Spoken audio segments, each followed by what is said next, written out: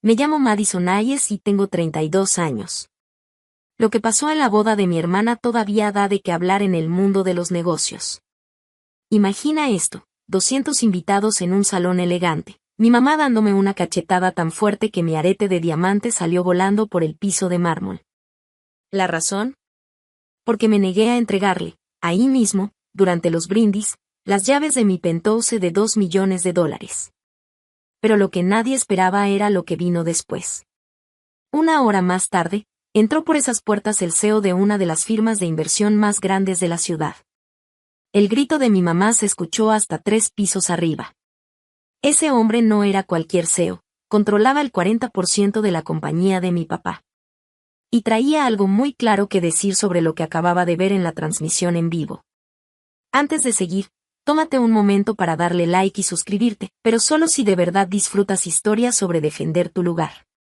Y dime, ¿desde dónde nos ves? Deja tu ciudad y la hora local en los comentarios. Ahora, regresemos a esa mañana. Yo pensaba que solo iba a la boda perfecta de mi hermanita.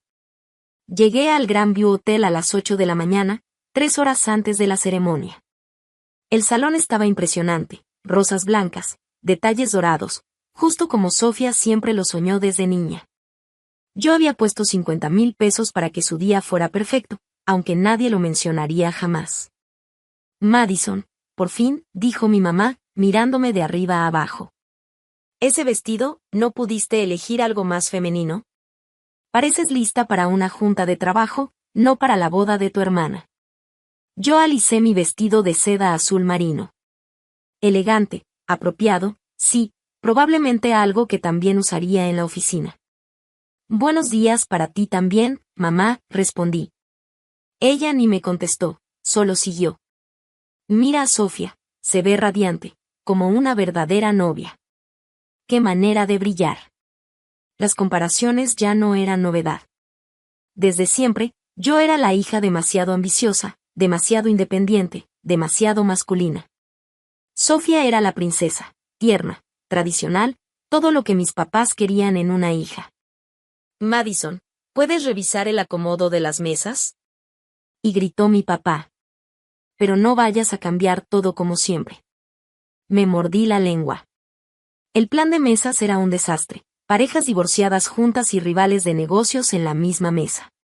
Pero si yo decía algo, solo me iban a tachar de la complicada de siempre. Lo que ellos no sabían, lo que jamás les había contado, era que yo no era una simple gerente en cualquier empresa.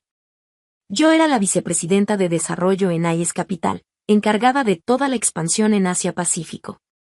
Pero claro, en mi familia ese logro se vería como otro defecto, demasiado enfocada en la carrera, demasiado independiente, demasiado parecida al hijo que nunca tuvieron. Y claro, papá, respondí con calma. Me aseguraré de que todo esté perfecto para Sofía.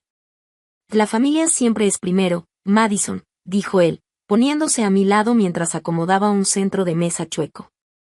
Lo entenderás cuando tengas tu propia familia, si algún día te decides a sentar cabeza. El comentario fue sutil, pero directo. Para ellos, a mis 32 años, estar soltera era un fracaso más grande que cualquier éxito profesional que pudiera lograr. Richard, déjala en paz, intervino la tía Patricia, aunque su tono sonaba más divertido que defensor. No todas tienen la suerte de Sofía, de encontrar el amor verdadero tan joven. Yo seguí concentrada en el centro de mesa, dejando que sus palabras pasaran de largo. Alrededor, los murmullos de los familiares eran inevitables. Todavía no tiene anillo Madison. Con tanto tiempo en la ciudad, ya debería haber conocido a alguien. Pobre Carol, al menos con Sofía ya tendrá nietos pronto. Desde la otra esquina, mi primo Derek me lanzó una sonrisa burlona. Oye, Madison, tal vez si pasaras menos tiempo en las salas de juntas y más en salas normales, hoy tendrías pareja. Las carcajadas se extendieron entre los demás. Yo quería decirles que este año había salido con 3 hombres que no soportaron estar con una mujer más exitosa que ellos. Quería aclararles que estar soltera era una decisión, no un fracaso. Pero, ¿para qué? Ella siempre ha sido muy especialita, explicó mi mamá a cualquiera que quisiera escuchar. Demasiado exigente para su propio bien. Acomodé otro centro de mesa, con las manos firmes a pesar del ardor familiar de sentirme menospreciada. Ellos no tenían idea de quién era yo en realidad, y tal vez así estaba mejor. Entonces, Madison, canturreó la tía Sally durante el convivio previo a la ceremonia, ¿cómo va ese departamentito tuyo en la ciudad? Seguro está bien acogedor. Es un penthouse, de hecho, corregí en voz baja. El grupo entero estalló en carcajadas. Sally se limpió las lágrimas de risa. ¿Un penthouse? Ay, Madison, siempre con tus sueños de ciudad grande. Le gusta exagerar, dijo Sofía, acercándose en su vestido de novia como si flotara. El año pasado dijo que iba a comprar un Tesla. ¿Te imaginas? Si lo compré, pensé, recordando que estaba estacionado afuera. Pero solo sonreí. Madison siempre ha sido muy ambiciosa, dijo mi mamá con ese tono que hacía sonar la ambición como si fuera un defecto. Demasiado ambiciosa, en realidad. No tiene nada de malo vivir en un departamento sencillo, añadió el tío Tom, condescendiente. No todos pueden darse lujos. No hay vergüenza en eso, niña. En ese momento me vibró el celular. Era una notificación del conserje de mi edificio, confirmando la entrega de mañana en mi penthouse de 4.500 pies cuadrados, en el piso 45. Con ventanales de piso a techo y vista a toda la ciudad. Ese lugar que había pagado en efectivo después de cerrar el trato en Singapur. Podría haberles mostrado las fotos. Podría haber abierto la visita virtual que tenía guardada. Incluso podría haber presumido el artículo de Architectural Digest del mes pasado. Pero, ¿para qué? ¿Para demostrar que necesitaba su validación? Tienes razón, tío Tom, dije en cambio, con calma. No hay vergüenza en vivir dentro de tus posibilidades. Sofía rió con esa risita de campanitas que tanto practicaba. Ven. Madison ya está aprendiendo a ser más realista. Por fin. La ironía era casi poética. Me quedé sola, junto a la ventana, observando el horizonte de la ciudad donde mi torre se alzaba por encima de todo. 10 años. Eso me había tomado.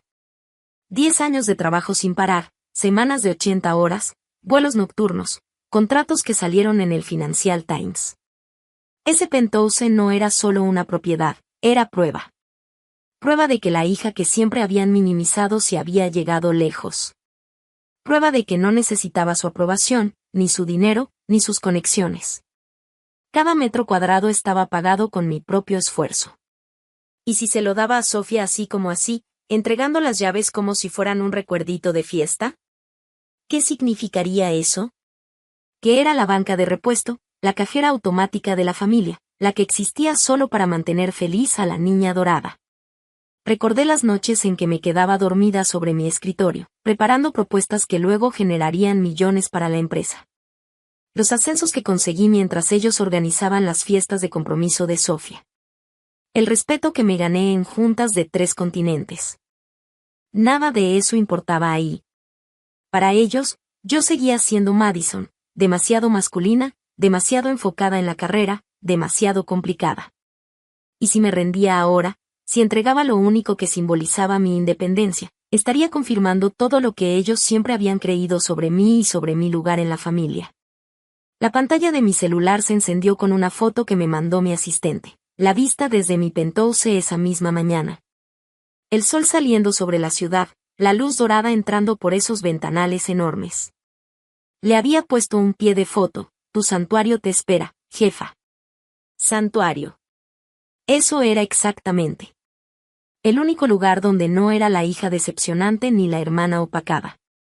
Ahí solo era Madison Hayes, la mujer que había construido algo extraordinario con su propio esfuerzo. No podía renunciar a eso. Ni siquiera por paz familiar. En nuestra Sofía, escuché a mi mamá decirle a un grupo de invitados, su voz retumbando en el salón. Ella es todo lo que una madre puede desear. Tan elegante, tan tierna. ¿Sabían que hace voluntariado en el hospital infantil? Y ahora será una esposa maravillosa. Los invitados hicieron ruiditos de admiración. Mamá seguía brillando de orgullo, recitando la lista de logros de Sofía, su título en educación, Su compromiso perfecto, su trabajo en caridad. Ni una sola vez mencionó mi nombre.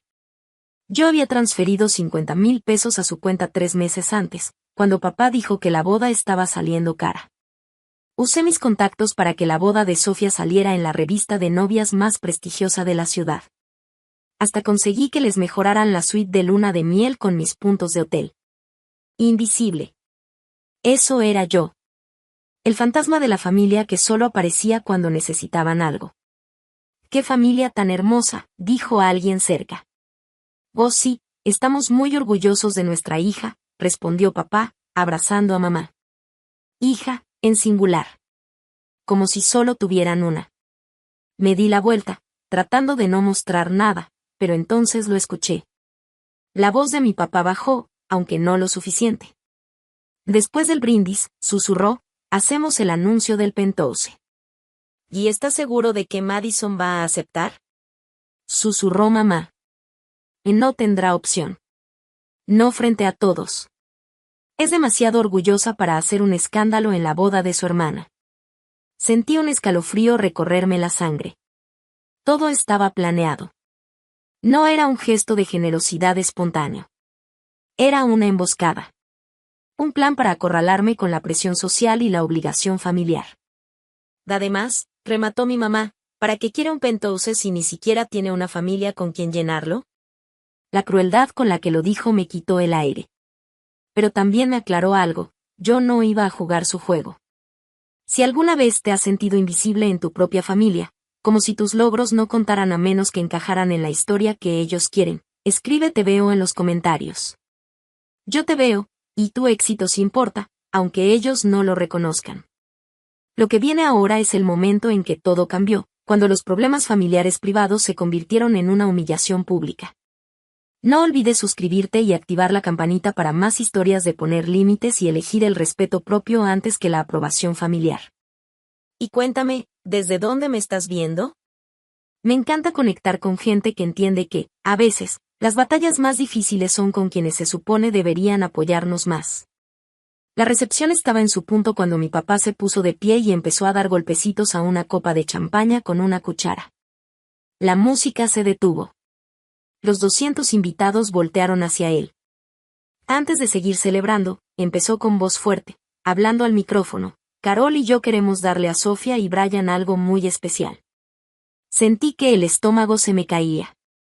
De verdad lo iban a hacer.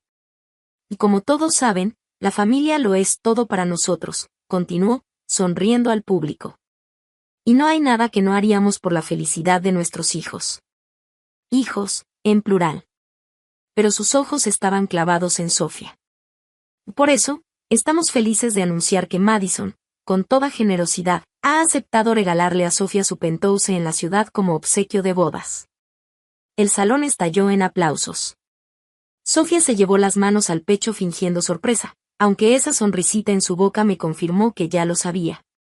Brian la rodeó con un brazo, feliz de la vida. ¡Ay, Dios mío, Madison! Y dijo Sofía emocionada al micrófono. ¿Es en serio? ¿El penthouse? Todas las miradas se clavaron en mí. Me quedé congelada, copa en mano, la mente corriendo a 1000 por hora. Ellos lo habían planeado perfecto, el anuncio, la reacción de Sofía, el ambiente público que hacía que negarme pareciera un acto monstruoso. Madison, ven aquí arriba, me llamó mi papá, haciéndome señas con la mano. Queremos a toda la familia junta en este momento tan especial. Los aplausos no paraban. La gente sonreía, asentía, algunos hasta se limpiaban las lágrimas como si fuera la escena más tierna del mundo. Alcancé a ver a la esposa de mi jefe en la mesa 12, 3 clientes importantes en la mesa 8, y prácticamente toda mi red profesional repartida por el salón. Todos observándome, todos esperando que sonriera y actuara como la hermana generosa. No era solo una emboscada. Era un intento calculado de asesinar mi autonomía.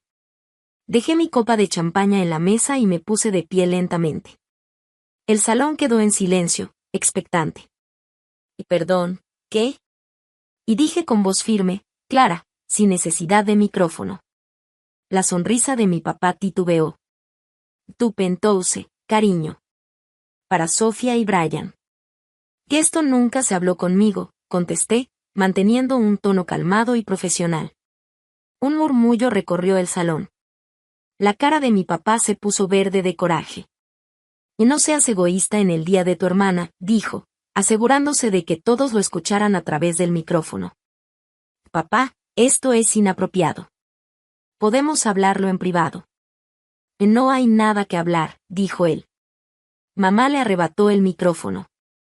Es un regalo de bodas de parte de la familia. Es mi propiedad, respondí con firmeza. Y yo no he aceptado nada. Los murmullos se hicieron más fuertes. Escuché pedazos de frases. ¿Cómo puede hacer esto? En la boda de su hermana. ¡Qué egoísta! Sofía ya tenía los ojos llorosos en el momento perfecto. Madison, yo pensé que querías que fuera feliz. Tu felicidad no necesita mi casa, Sofía.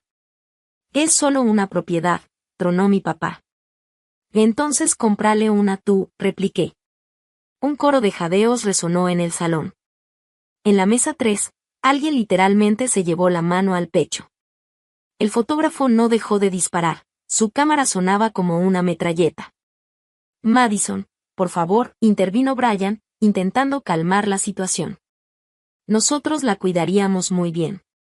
Estoy segura de que sí, pero el penthouse no está disponible. La cara de mi mamá ya era de un tono morado alarmante. Mi papá parecía a punto de un derrame. ¿Y Sofía? Sofía dejaba ver, detrás de su máscara de dulzura, algo mucho más feo. Vamos, Madison, gritó la tía Sally desde su mesa. ¿Qué es familia? Ni familia tienes para llenarlo, añadió el tío Tom. Sofía lo necesita más, apenas está empezando su vida. ¿Para qué quieres tanto espacio? Soltó otro invitado. La presión venía de todos lados, como una ola que intentaba ahogarme. I was always very sensitive to mistakes. Even small failures felt impossible to accept, and I held myself to such high standards that slipping up was unbearable. So, to me, the idea that the man I had carefully chosen, approached with full intention, had deceived me in marriage, it was devastating. But the problem didn't stop there. If the only issue had been that he loved me so much that he wanted to hide his 2 failed marriages, maybe I could have forgiven that. Maybe I could have understood it as a misguided attempt to protect me from the past. But there were darker, uglier secrets behind those marriages, things so shocking and repulsive that I could hardly imagine they existed. How could you just watch all of this happen? I asked my father-in-law, my voice shaking. Were you really in such a rush to see your son married? Did it matter so much that you went along with all of this? It's not like that, he said quickly, his voice trembling. Really, it wasn't. If it had been, I could never be this honest with you now. I couldn't have. Then why are you telling me now? I asked. If you could say it now, you could have said it before the marriage. I'm sorry, he admitted, his voice breaking. I didn't have the courage. I was afraid of how my wife, your mother, would react if I told her the truth. I stared at him, speechless. My father-in-law, so composed and strict for so many years, now had tears streaming down his face as he confessed. And yet, I realized that I had no right to resent him. After all, it wasn't entirely his fault. Without his intervention, I might have stayed a victim of that fraudulent marriage even longer, suffering deeper wounds. Because of him, I had been spared. I wasn't supposed to feel anger. I was supposed to feel grateful. And anyone who knows his personality can understand just how much courage it took for him to finally reveal the truth. He admitted, too, that he himself regretted the marriage from the very beginning. He called it a mistake, a union that should never have happened in the first place. I groaned inwardly. This family, the Song family, it's so frustrating. I feel like I could go crazy. Why are you acting like this? My father-in-law muttered, seeing my expression. It's because of your wife, I said, feeling a little exasperated. Not just her, he said, shaking his head. There's someone else who can turn your world upside down. Who? Your wife? What is she doing now? Why is she making such a big deal about having such a remarkable son? I asked, still trying to wrap my head around everything. It was overwhelming.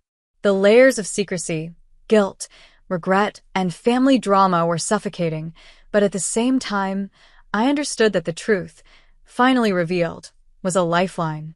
It explained so much, and yet it left me reeling. That's it. Yes, it's because of the things he did for us.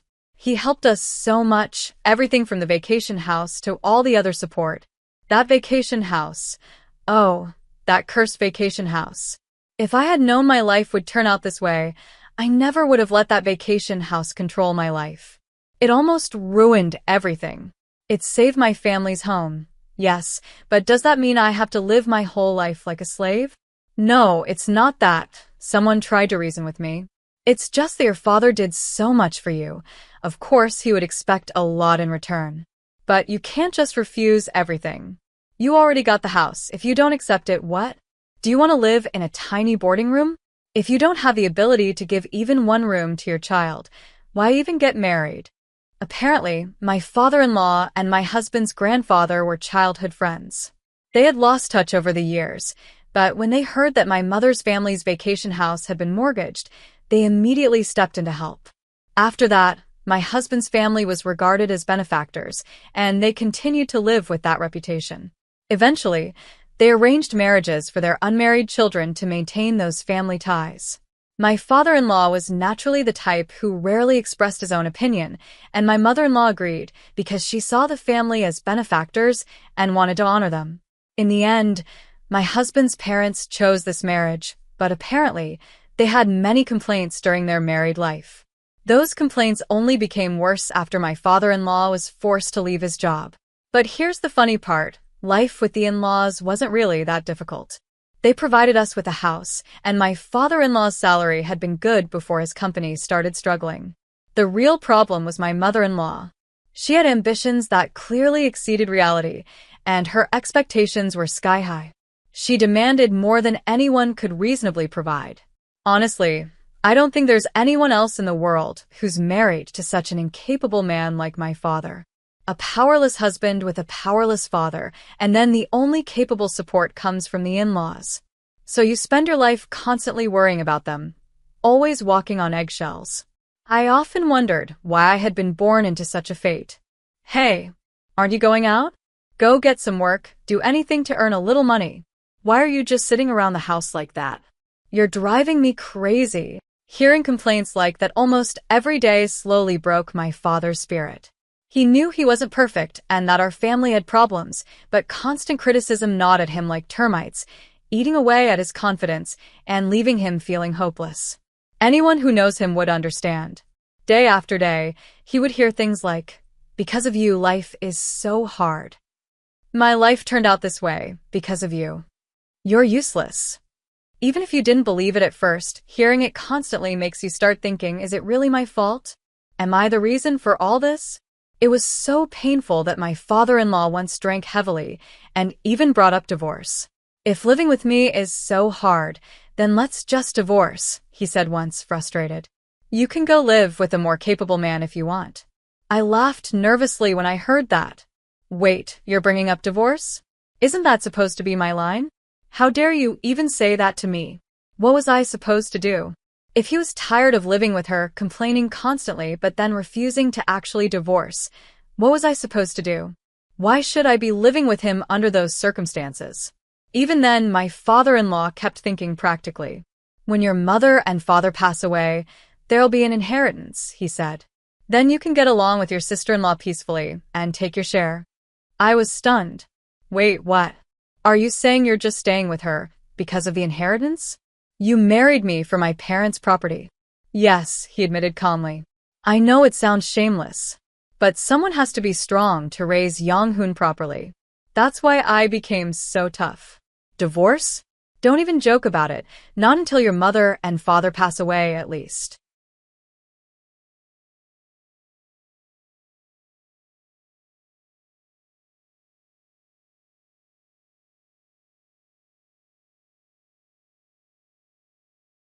La palabra salió de mi boca como un disparo. Quedó flotando entre nosotras, pesada, imposible de ignorar. El salón entero contuvo la respiración. La cara de mi madre pasó de la incredulidad al enojo, y de ahí a la humillación en cuestión de segundos. ¿Lo vas a hacer o qué?, me susurró con veneno, bajando apenas el micrófono. ¿O qué?, le pregunté de frente, de verdad curiosa por saber qué amenaza pensaba que podía detenerme.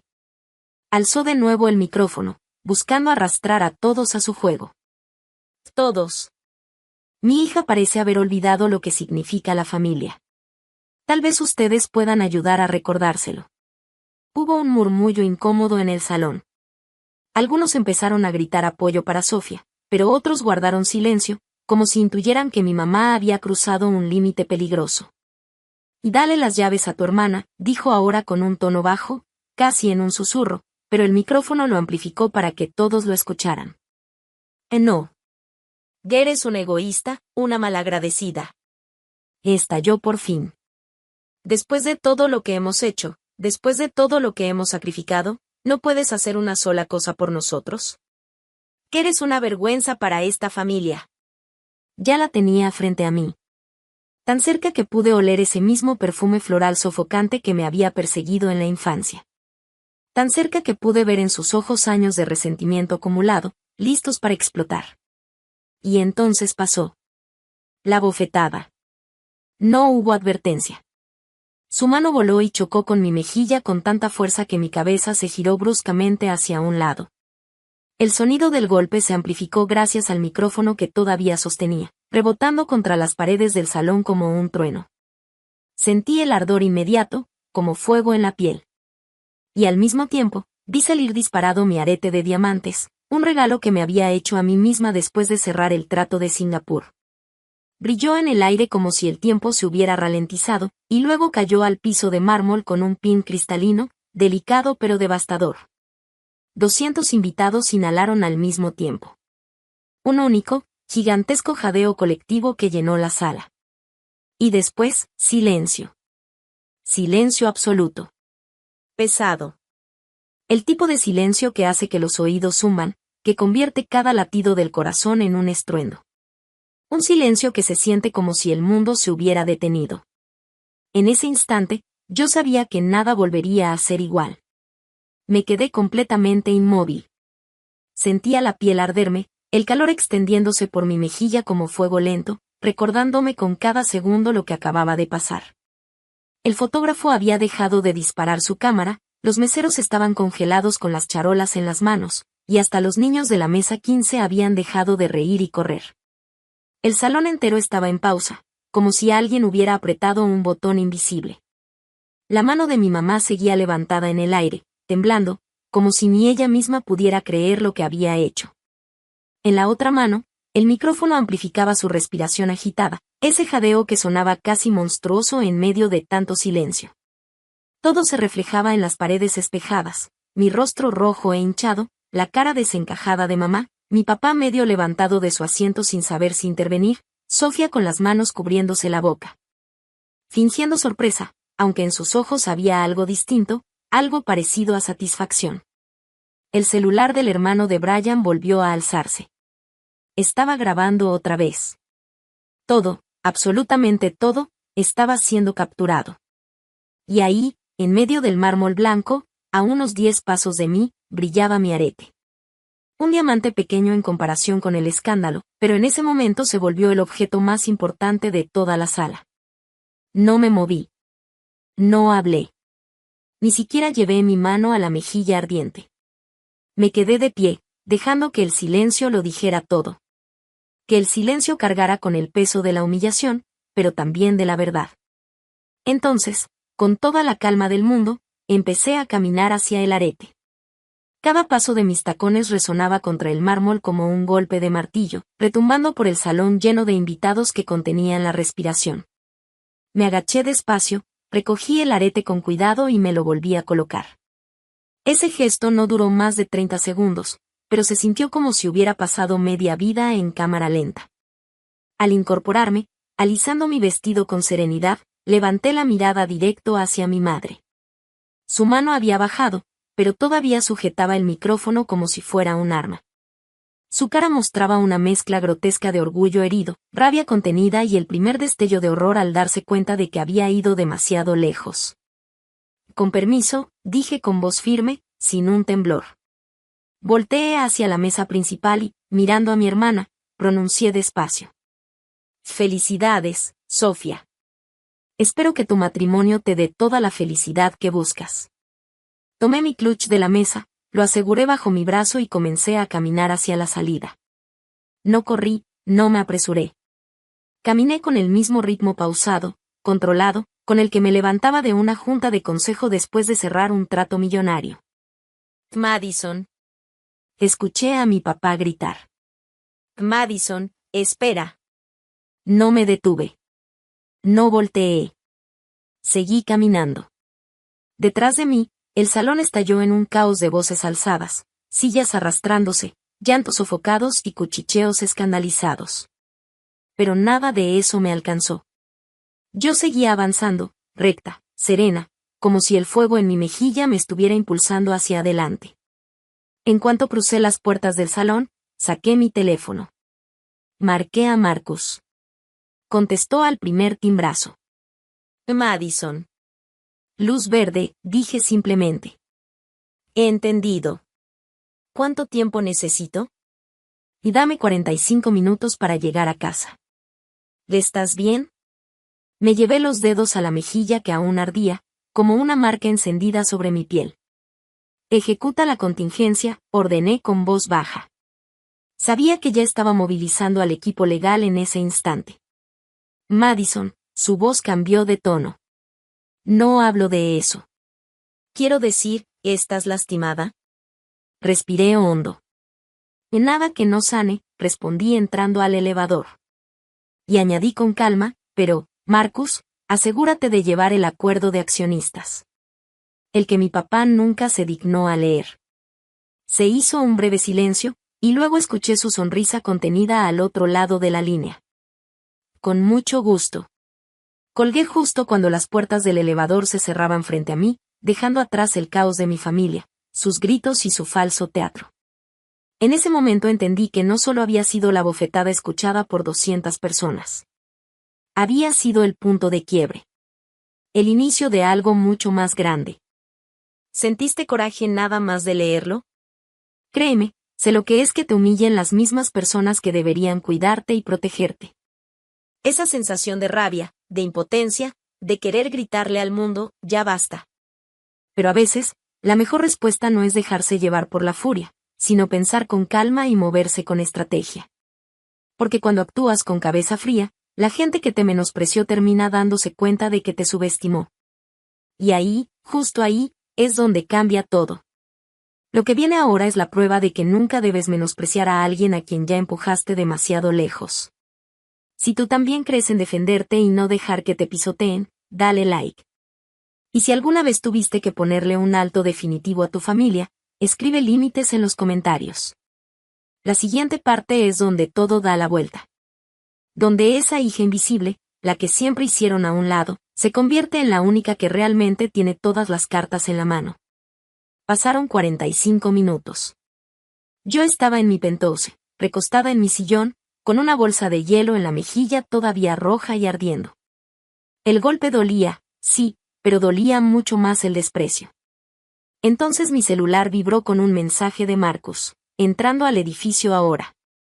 Me levanté, fui a cambiarme. Dejé el vestido caro y me puse unos jeans y un suéter suavecito. Ya no necesitaba armadura. La batalla ya estaba ganada, aunque ellos todavía no lo sabían. De pronto, mi teléfono se llenó de notificaciones. Resulta que el hermano de Brian había hecho una transmisión en vivo desde el salón. El momento de la cachetada ya se estaba compartiendo más de 500 veces. Hasta lo habían convertido en un GIF. Pero a mí no me importaba la fama en Internet, lo que realmente me importaba era lo que estaba pasando en ese salón en ese preciso momento. Marcus me volvió a escribir, voy entrando. Richard ya me vio. Cerré los ojos y pude imaginar la escena con claridad. Marcus Chen, impecable en su traje Armani de $10,000, entrando al salón con esa seguridad natural que siempre impone respeto. A sus lados, Dos abogados con portafolios en mano. El mismo Marcus Chen cuyo nombre había salido en Forbes. El mismo al que mi papá llevaba 6 meses rogándole una cita. Otro mensaje, la cara de tu papá se puso blanca. Tu mamá empezó a gritar. Me acerqué a mis ventanales de piso a techo. Desde ahí veía las luces de la ciudad brillar, tranquilas, hermosas, como si nada pasara. Pero yo sabía que, allá abajo, en ese salón elegante, mi familia estaba recibiendo la lección más importante de sus vidas, aprender lo que significa enfrentar las consecuencias. El celular volvió a sonar. Número desconocido. Contesté. Hola.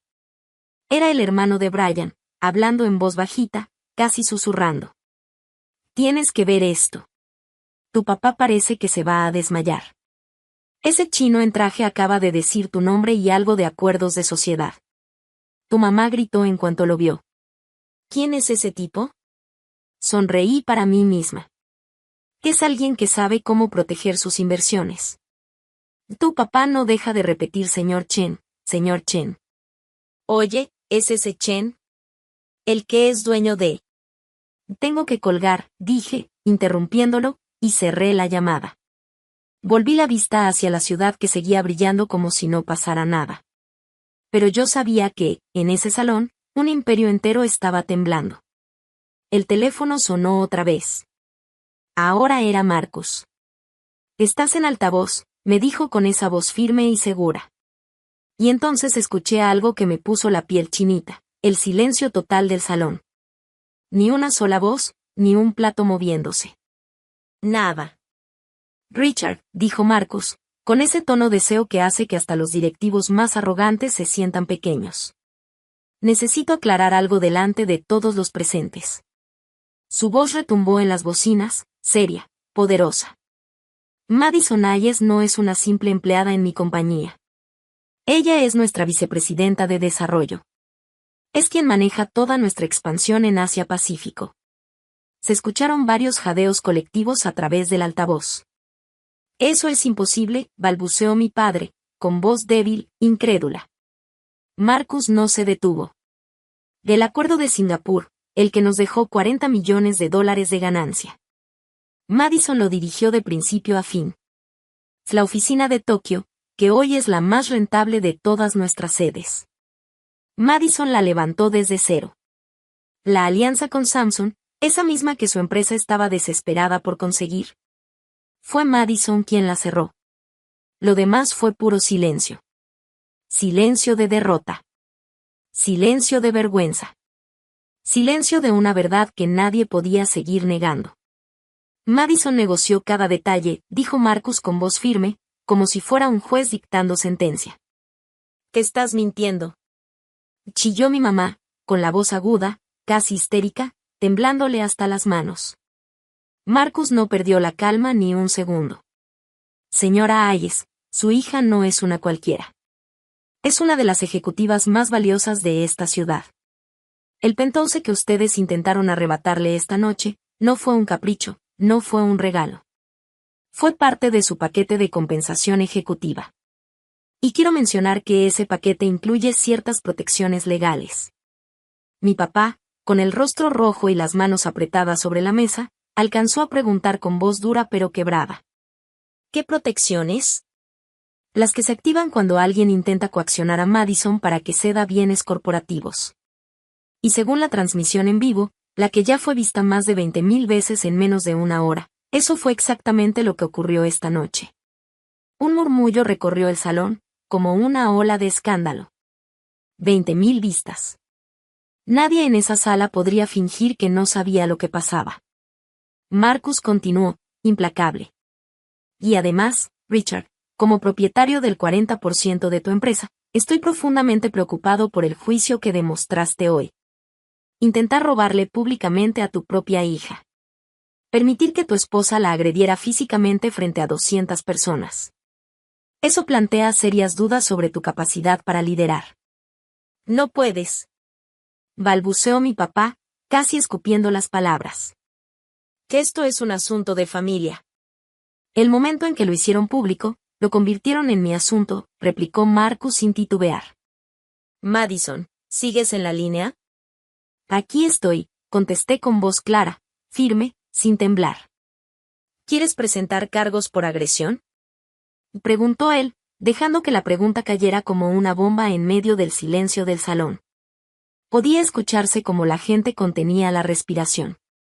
Marcus retomó la palabra con tono grave. Permíteme explicarlo. La transmisión en vivo muestra claramente una agresión y un intento de coacción. Eso activa la cláusula 15.3 de nuestro acuerdo de accionistas. Richard, ¿la recuerdas? Esa sobreconducta inmoral e impropia de un líder corporativo. ¿De qué estás hablando? La voz de mi papá sonó rota, casi desesperada. Página 47 del contrato que firmaste hace 5 años. Ese que nunca leíste completo. Yo puedo convocar una junta de emergencia en menos de 24 horas.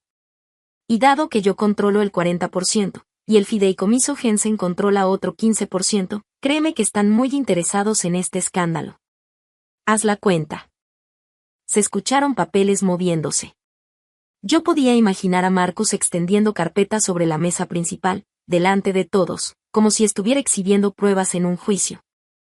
«¿Qué esto es extorsión?» Y gritó mi mamá, con un chillido desesperado.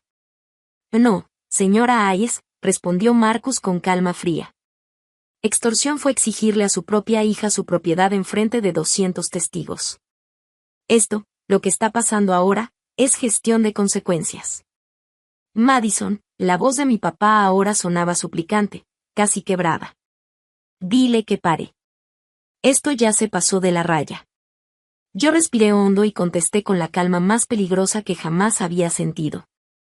¿Demasiado lejos? ¿Como cuando me abofeteaste en la boda de tu otra hija, frente a todos? Eso sí fue demasiado lejos. No puedes destruir nuestro negocio familiar por esto. Soltó mi papá, desesperado. Yo no estoy destruyendo nada, dije despacio, cada palabra como un martillazo. Estoy protegiendo lo que es mío. Mis activos, mi dignidad. Marcus está protegiendo su inversión. Si su comportamiento amenaza esa inversión, la culpa no es mía. Es de ustedes. Alguien en el fondo del salón murmuró en voz baja, pero el micrófono alcanzó a captar. El video está en todas partes. Twitter, Facebook, hasta las noticias locales ya lo levantaron. Marcus no perdió ni un segundo. Esto es lo que va a suceder. Richard, tienes 48 horas para emitir una disculpa pública a Madison. Y hablo de una disculpa real, no un comunicado frío de relaciones públicas. Reconocerá sus logros profesionales y su derecho a su propia propiedad. Carol, tú harás lo mismo. Y además, te mantendrás alejada de Madison. Para siempre. ¿O qué? Escupió mi mamá, con esa voz venenosa que usaba cuando creía que podía imponerse. Marcus no dudó. O ejerceré mis opciones como accionista mayoritario. Tu compañía depende de mi capital para el proyecto de expansión. Y sin ese capital, estarán en bancarrota en 6 meses. El silencio que siguió fue brutal. Nadie se movía. Nadie respiraba fuerte. El destino de la familia Hayes estaba colgando de un hilo, y por primera vez, ese hilo lo sostenía yo. Esta es la boda de mi hija. La voz de mi mamá ya estaba desbordada, casi histérica, chillando como si de verdad fuera la víctima. Marcus, con esa calma que siempre lo hacía ver como el más poderoso en cualquier sala, respondió con suavidad pero con filo. Tienes razón, señora Hayes. Este no es ni el momento ni el lugar, por eso mismo les estoy dando 48 horas para arreglar esto. El salón entero se quedó en silencio, como si estuvieran escuchando una sentencia de un juez. Y el penthouse de Madison seguirá siendo suyo. Intocable, incuestionable, dijo Marcus, dejando las palabras caer como martillazos. Y cualquier intento de manipularla, de hacerla sentir culpable, de forzarla, resultará en acción legal inmediata. ¿Qué es nuestra hija? Protestó mi papá, la voz rota entre enojo y miedo. Entonces trátala como tal, disparó Marcus, seco, sin dejarle espacio para excusas. No como si fuera un cajero automático o una cuenta bancaria lista para mantener a su hija favorita. Detrás escuchó a Sofía sollozar dramáticamente, con esa voz chillona de novela barata. Se supone que este era mi día especial. Marcus ni siquiera titubeó. Y lo sigue siendo, Sofía. Nadie te está quitando tu boda. Yo ya me voy. Pero estos documentos se quedan aquí, Richard. Léalos, entiéndalos, y recuerde, Madison no está sola. Tiene detrás de ella todo el peso de Hayes Capital. Madison, escuché la voz temblorosa de Sofía, fingiendo lágrimas. ¿Cómo pudiste hacerme esto? Respiré hondo. Yo no te hice nada, Sofía. Lo único que hice fue negarme a regalarte mi casa.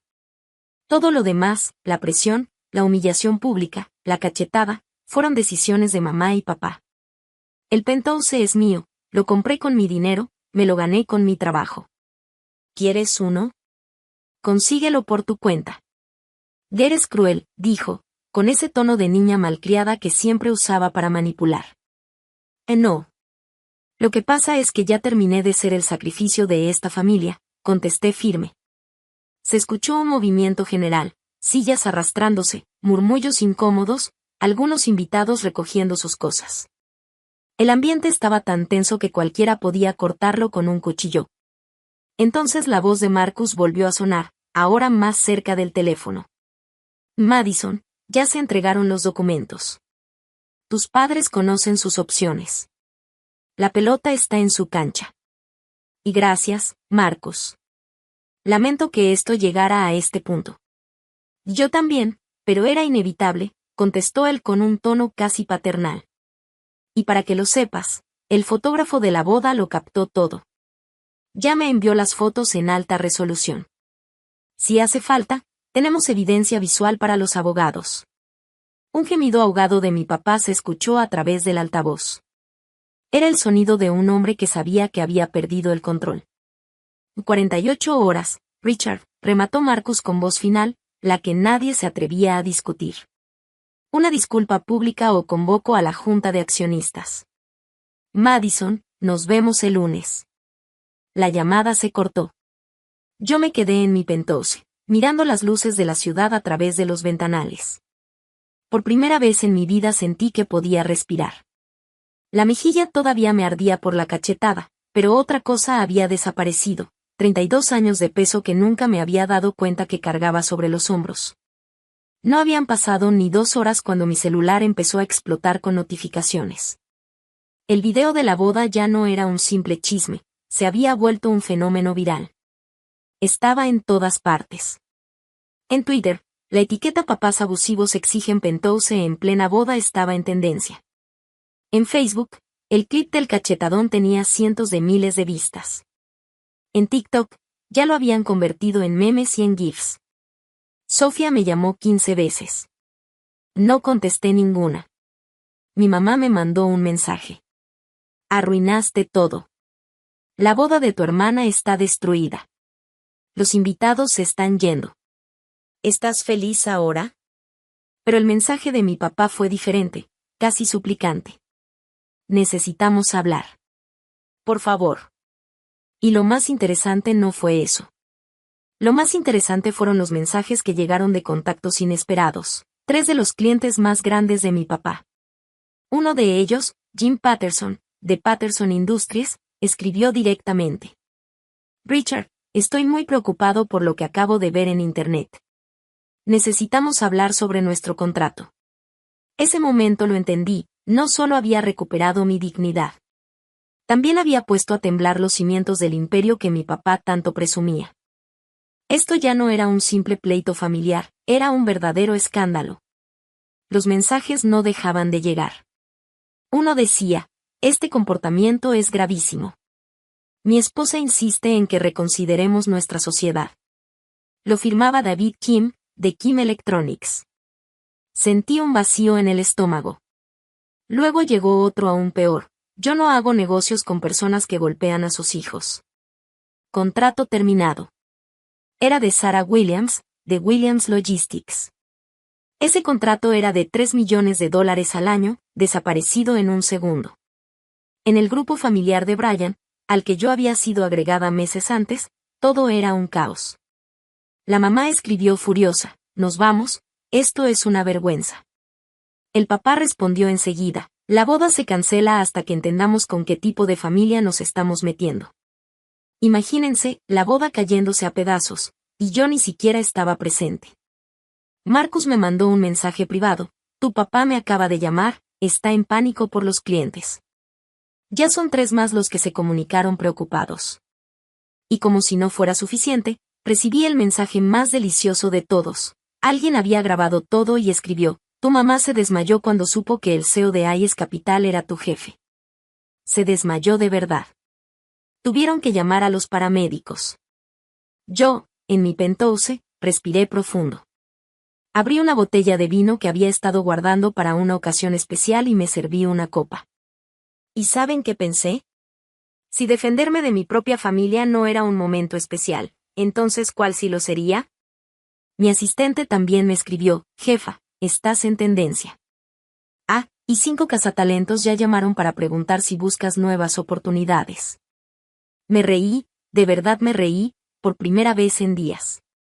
Al parecer, ponerse de pie frente a una familia tóxica estaba de moda. Para el lunes en la mañana, ya todo el mundo empresarial había tomado partido, y no fue a favor de mis papás. El video se había compartido en cada red de negocios importante de la ciudad. El mensaje era claro: hija exitosa se niega a dejarse manipular por sus padres abusivos. CEO la respalda y protege a una ejecutiva valiosa de la explotación familiar. El golpe para la compañía de mi papá fue devastador. Perdió 6 contratos en total. La expansión que había estado planeando durante 2 años se vino abajo. Sin el capital de Marcus y con la fuga de clientes, no le quedó de otra más que recortar personal.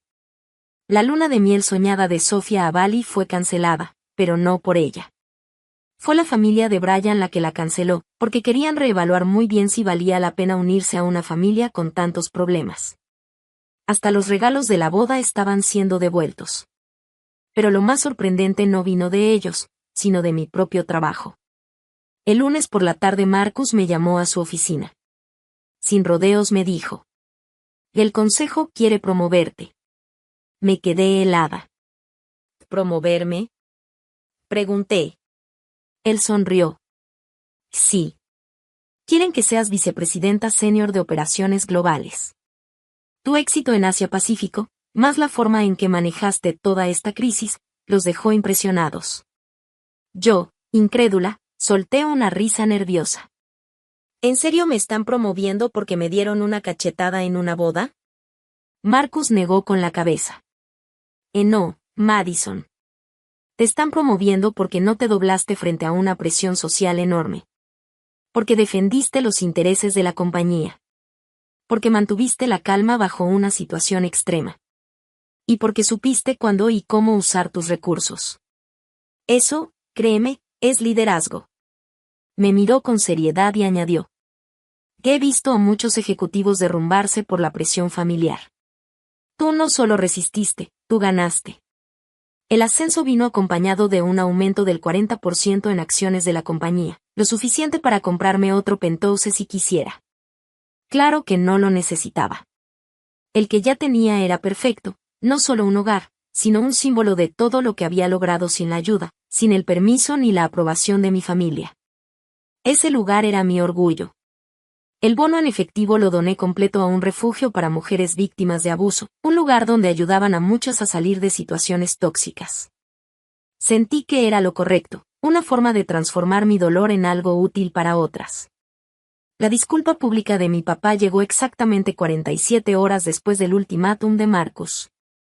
Fue fría, rígida, evidentemente redactada por abogados, pero cumplía su propósito. Decía algo como: «Pido disculpas a mi hija Madison por mi comportamiento inapropiado durante el reciente evento familiar. Reconozco sus logros profesionales y su derecho a su propia propiedad. El asunto queda cerrado». Mi mamá, en cambio, se negó. No hubo disculpa. Al contrario, se lanzó en una rabieta pública en redes sociales, llamándome malagradecida, egoísta y corrompida por la cultura corporativa. Esa publicación no tardó en ser capturada, compartida y ridiculizada miles de veces, acompañada de comentarios como, ya entendí de dónde viene el problema o Manual de Madre Narcisista, capítulo 1. Una semana después, Sofía me mandó un mensaje. Arruinaste mi vida.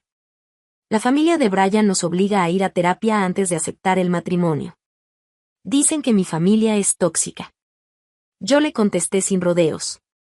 No están equivocados. Su respuesta fue inmediata. Te odio. Ya lo sé, respondí, con calma. La familia extendida también se dividió. Unos apoyaban a mis papás, diciendo que la familia siempre va primero. Otros, en cambio, me escribieron en privado, compartiendo sus propias historias de ser usados como cajeros automáticos, como chivos expiatorios, como los nunca suficientemente buenos. Mi primo Derek me mandó un mensaje inesperado, perdón por lo que te dije. No sabía que te trataban así todo el tiempo. Y mi tía Patricia, hermana de mi mamá, me escribió, ella es mi hermana, pero se equivocó. Estoy orgullosa de ti por enfrentarte.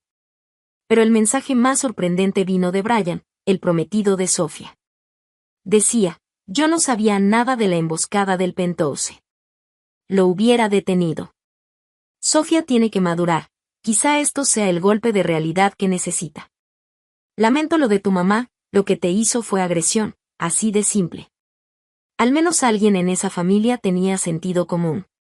Al día siguiente, cambié las cerraduras de mi Penthouse. También entregué a seguridad del edificio una lista de personas prohibidas permanentemente de entrar, con los nombres de mis padres en la cima. El portero, James, que me conocía desde hacía 3 años, me tomó del brazo discretamente y me dijo: Señorita Hayes, vi el video. Bien hecho. Mi hija pasó por algo parecido. A veces, la familia no es familia de verdad, ¿sabe? Yo asentí, con un nudo en la garganta. Bloqueé a mis papás de todas mis redes sociales. Sin dramas, sin publicaciones, sin explicaciones. Simplemente los eliminé de mi vida virtual. Mi energía se volcó por completo al trabajo. La promoción significaba supervisar equipos en 12 países, y me dediqué a construir algo sólido, algo con propósito, algo mío. Por primera vez sentí que podía avanzar sin la sombra de las expectativas familiares encima. Marcus dejó de ser solo mi jefe. Poco a poco se convirtió en el mentor que mi padre jamás fue. Una mañana, tomando café en su oficina, me dijo con voz tranquila: La mejor venganza es vivir bien y vivir sin ellos. 3 meses después, recibí un mensaje de un número desconocido. Abrí la foto que venía adjunta y solté una sonrisa. Era el regalo de boda que yo había enviado a Sofía después de que las aguas se calmaron, un certificado para 6 meses de terapia familiar. Y vaya que lo iban a necesitar. Esto es un insulto, decía el mensaje que me llegó. Es necesario, contesté, y después bloqueé ese número también. Mi Penthouse se volvió lo que siempre debió ser, un santuario, un lugar donde nadie podía exigirme, humillarme o hacerme sentir menos. Las ventanas de piso a techo que daban vista a toda la ciudad me recordaban cada día que lo que había construido era mío, y que por más que lo intentaran, no podían quitármelo. Y vaya que lo intentaron. Pasaron 6 meses, y el polvo de aquel escándalo ya se había asentado en una nueva realidad. Yo estaba floreciendo.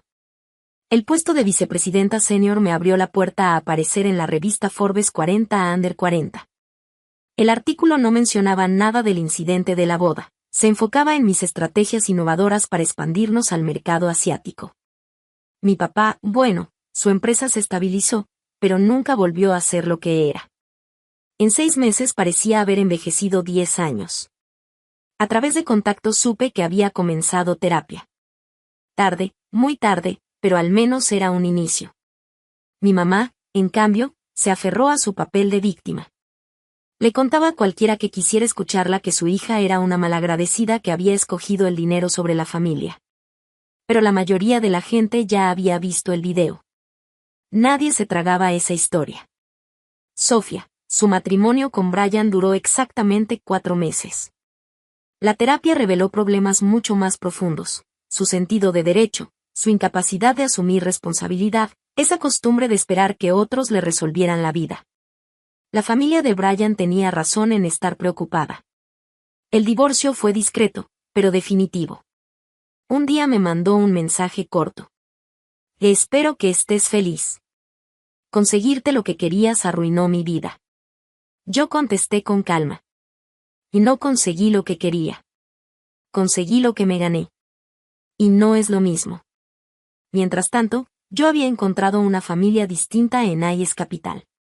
Esa gente se volvió mi verdadera familia. Celebrábamos juntos cada triunfo, nos apoyábamos en las derrotas, y jamás nadie me pidió sacrificar mi éxito para su comodidad. Marcus y su esposa empezaron a invitarme a sus cenas familiares. Sus hijas, que ya estaban en la universidad, me veían como ejemplo. Eres la prueba de que no tenemos que encogernos para nadie, me dijo la mayor una vez. Ese reconocimiento, esa validación genuina, valía mucho más que cualquier aprobación que mi familia biológica hubiera podido darme. De esa boda desastrosa aprendí algo que ahora llevo grabado en el corazón: la sangre no te hace familia. El respeto sí. El éxito no es una deuda que tengas que pagarle a quienes jamás apoyaron tu camino. Y a veces, lo más poderoso que puedes decirle a una familia tóxica es: nada. Mi penthouse sigue siendo mío. Cada mañana, con una taza de café en la mano, veo el amanecer a través de esas enormes ventanas y me siento agradecida por la paz que defendí con uñas y dientes. Ese lugar no es solo una propiedad, es la prueba de que me elegí a mí misma cuando todos esperaban que eligiera a ellos. Y si tú estás pasando por algo parecido, déjame decirte esto: tus límites importan. Tu éxito es tuyo. Tu paz vale más que la aprobación de quienes no te respetan.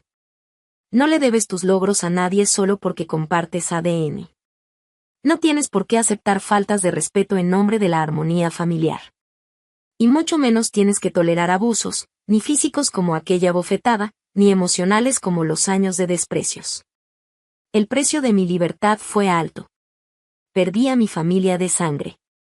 Pero lo que gané valió infinitamente más: respeto propio, relaciones genuinas, y una vida construida en mis propios términos. Tu historia puede ser distinta a la mía, pero el principio es el mismo: mereces ser celebrado, no tolerado. Quédate con la gente que te elige, no solo cuando necesita algo, sino siempre. Así que dime, ¿qué límites necesitas poner hoy? Gracias por escuchar mi historia. Si alguna vez has tenido que escoger entre la aprobación de tu familia y tu respeto propio, no estás solo. Comparte esta historia con quien necesite escuchar que está bien elegirse a sí mismo. Suscríbete y activa la campanita para más relatos sobre cómo poner límites sanos y construir familias escogidas. Y cuéntame en los comentarios: ¿eres #Team Madison por mantenerme firme, o crees que la familia siempre debe ir primero? Recuerda, tu paz no se negocia. Pasaron los años, y poco a poco el ruido del escándalo quedó en el pasado. Lo curioso es que, aunque la gente dejó de hablar de la cachetada en la boda, yo jamás lo olvidé. No porque me doliera todavía, sino porque se convirtió en mi punto de quiebre, en la línea divisoria entre la vida que otros querían imponerme y la vida que yo decidí construir para mí.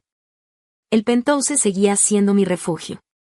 Cada rincón hablaba de mis logros y de mi libertad: el sillón en el que cerré mi primer contrato internacional, la mesa de mármol donde firmé mi promoción a vicepresidenta senior de operaciones globales, y las ventanas inmensas desde donde veía el amanecer con una taza de café en la mano. Ese lugar no era solo mi casa. Era la prueba física de que me elegí a mí misma. Mi relación con mis padres nunca se reparó. Después del incidente y la disculpa forzada de mi papá, hubo silencio. No llamadas, no visitas, no cenas incómodas en las que yo terminaba sintiéndome menos. Mi madre nunca dejó su papel de víctima, y aunque al principio dolía leer sus publicaciones en redes llamándome egoísta y desagradecida, después me di cuenta de que sus palabras ya no tenían poder. Eran como ruido de fondo que ya no podía tocarme. Sofía, por su parte, terminó divorciándose. La vida le dio la lección que yo jamás hubiera podido darle con palabras. Con el tiempo entendió que el mundo no le debía nada, y que las coronas de princesa se deshacen rápido cuando no sabes trabajar por lo tuyo. Años después me mandó un mensaje diferente, menos lleno de veneno. Madison, creo que ahora entiendo lo que quisiste decir aquella vez. Estoy empezando terapia. Tal vez aún no sea tarde para mí. Yo no respondí de inmediato, pero cuando lo hice, solo puse: nunca es tarde si de verdad quieres cambiar. Mientras tanto, mi vida siguió creciendo. Con Marcus como mentor, aprendí que el éxito no solo se mide en cifras, sino en la capacidad de vivir sin miedo y con dignidad. IS Capital se convirtió en mi segunda familia. Celebrábamos juntos como si fuéramos hermanos, y jamás nadie me pidió que sacrificara mi bienestar por los caprichos de alguien más. El día que Marcus se jubiló, me nombraron su sucesora. CEO de IS Capital. Ahí estaba yo, la misma mujer que había sido humillada por sus propios padres frente a cientos de invitados, ahora liderando una de las firmas más poderosas del continente. Esa noche, después de la ceremonia de bienvenida, regresé a mi penthouse. Encendí una sola lámpara y me quedé mirando la ciudad iluminada. Pensé en todo lo que había perdido, una familia de sangre que nunca supo amarme como merecía, y años de aguantar roles impuestos. Pero también pensé en todo lo que había ganado: respeto propio, aliados reales, amigos que se convirtieron en familia y la tranquilidad de vivir bajo mis propios términos. Me serví una copa del vino más caro que guardaba y brindé en silencio. Por la niña que alguna vez lloró por no ser suficiente. Por la joven que soportó humillaciones creyendo que era lo correcto. Y sobre todo, por la mujer que un día decidió decir: ya basta, me elijo a mí misma. Ahora lo sé con absoluta certeza: la sangre no hace familia, el respeto sí. Cada mañana sigo mirando el amanecer desde esas ventanas de piso a techo, y sonrío porque entiendo que mi paz, mi éxito y mi vida no son negociables. Y si me preguntas cuál fue mi mayor venganza, te lo diré con calma: no fue el escándalo, ni la caída de contratos, ni la vergüenza pública de mis padres. Fue demostrarles, con cada paso que di después, que jamás pudieron detenerme. Porque el mejor desquite no es el odio, ni la pelea, ni el rencor. El mejor desquite es una vida bien vivida, libre y feliz, lejos de quienes nunca supieron valorarte. Y esa, amigos míos, es la victoria más grande que alguien puede tener.